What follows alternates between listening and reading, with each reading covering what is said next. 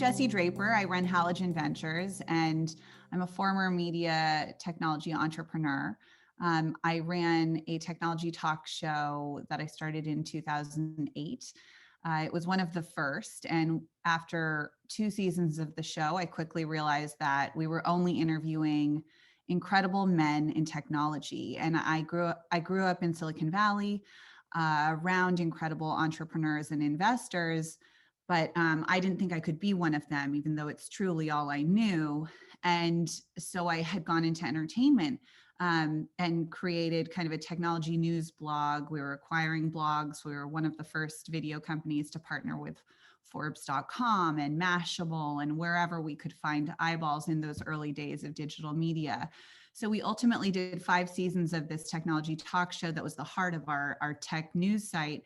And after these first 2 seasons, I realized I was facilitating this issue of not having women in this profession of both technology and finance. And so I made an initiative to interview 50% women in technology. And it was like I had created a Batwoman signal. I started getting just hundreds and hundreds of pitches for women to be on the show, early stage technology companies started by women.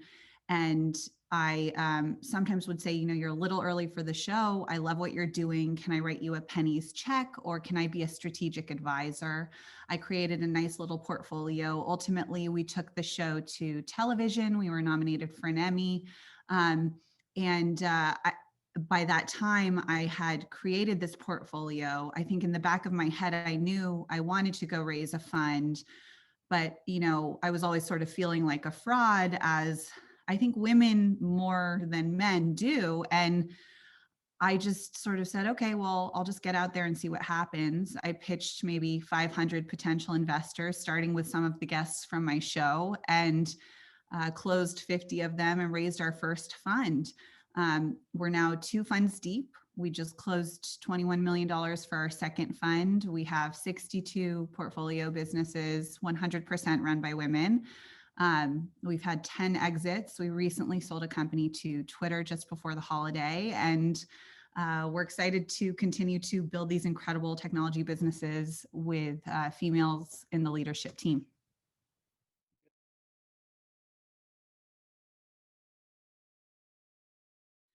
In terms of investing in a company, there are 3 things that I really focus on in a really deep way. First and foremost is the team, the founders. Do they have complementary skill sets? While we do invest in solo founders, I just want to make sure that they have a team that they can lean on. You can't do anything alone. And I like to make sure that our founders really understand that. Also, when I dig in with a founder, I like to know that they're the founder who is open to pivoting and understands that it's not a straight line up a mountain. You are going to pivot 100 times. And I just want to know that they are really open to trying new things and figuring out what's going to work. Because we stuck with this, I think our founders have been incredibly successful through COVID, because I really, really always honed in on this idea of they need to be open and coachable and ready to try anything, and not feel like they have all the answers, really be constantly learning. Secondly, I would say, the product is incredibly important.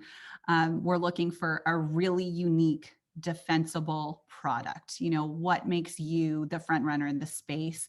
What makes your product stand out in a busy market? Can you file a whole bunch of patents? Is it something I've never seen before? I love it when it's something I've never seen before and we're first or second into a space. And just something unique and different that will make you win. And then the third is some kind of traction.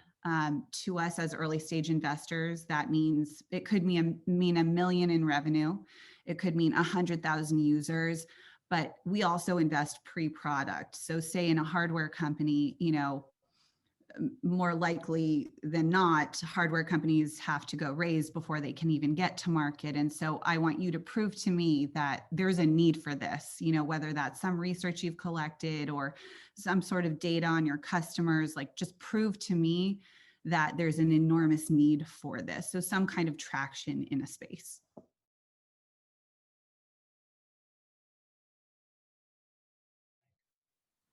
I am a fourth generation investor and I'm the first female in line. And I I think I didn't see women in the profession, even though I watched my mom work incredibly hard raising four children.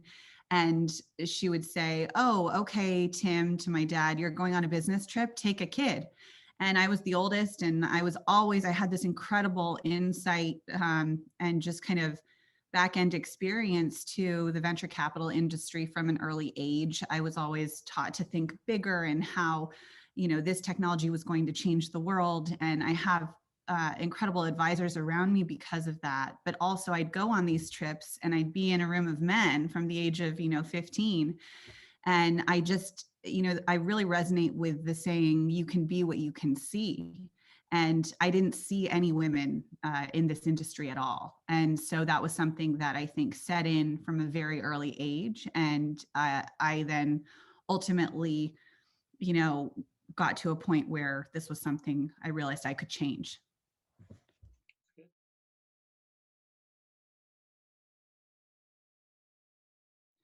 I think some of the biggest challenges to starting a VC fund are just getting out there and fundraising. And I would say, just get out there. It's a grind. You need to pitch hundreds of potential investors and find the right ones that are a fit for what you're doing. And for us, it was, there has to be a woman in the founding team of 5. And we're in consumer technology at the earliest stages. And so, you quickly narrowed down who those candidates are. But I think that's what I would say is just don't think it's going to take 8 meetings. It's going to take over 100, and just plan on having 100 meetings and you'll get there.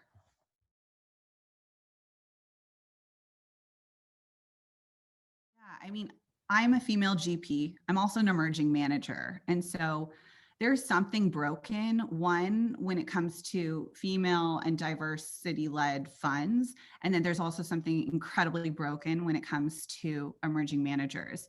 We just closed our second fund. I have 85 investors, which is way too many, and especially at the earliest stages. And that's because the fund of funds, the institutions, the endowments, they want to bet on the Sequoias and the 5 venture capital funds on Sand Hill Road.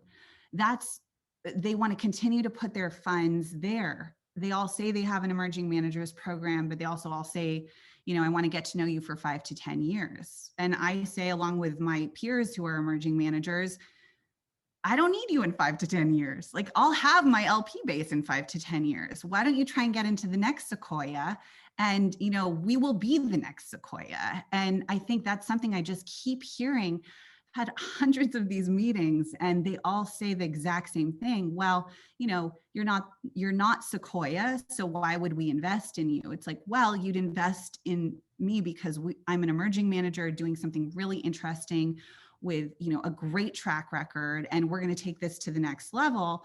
And it's there's just something majorly broken there. And I think that has to do with definitely, in the diversity bucket, there's something broken, but also just emerging managers overall. This money needs to go to new places and be a little bit disrupted.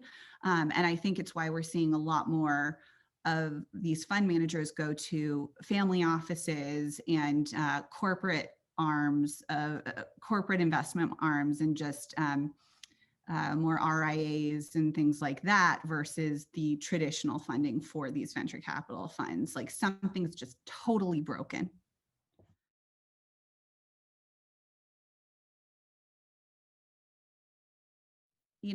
One of my personal passions is encouraging women to take more risk with their capital.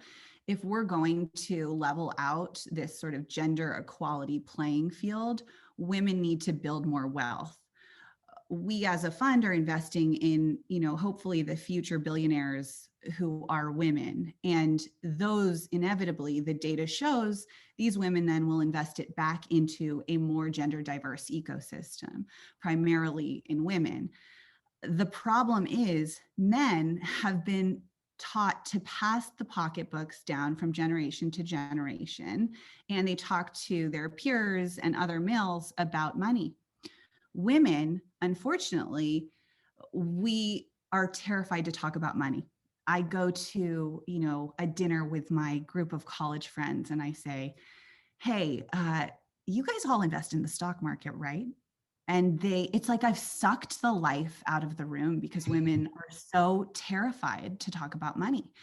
And so I just encourage more women to take risk with their capital and more men to talk to women about taking risk with their capital, because unfortunately, the women with wealth have been taught actually something so much worse, which is to give it away. We've been taught to give our money away philanthropically before we've been taught to invest it and learn how to grow it. And that's something that needs to change, because what I've found is that the women with billions of dollars would rather write multi-million-dollar checks to charity than take a risk on a for-profit investment, because it's something that they don't understand. This dynamic needs to change. And so I'd encourage all the women out there to take more risk, put your money where your mouth is, buy some crypto, invest in some stocks you believe in, and invest in the private market if you have the capacity. So those are a couple of the things that I just would think about that really will change the dynamics over time.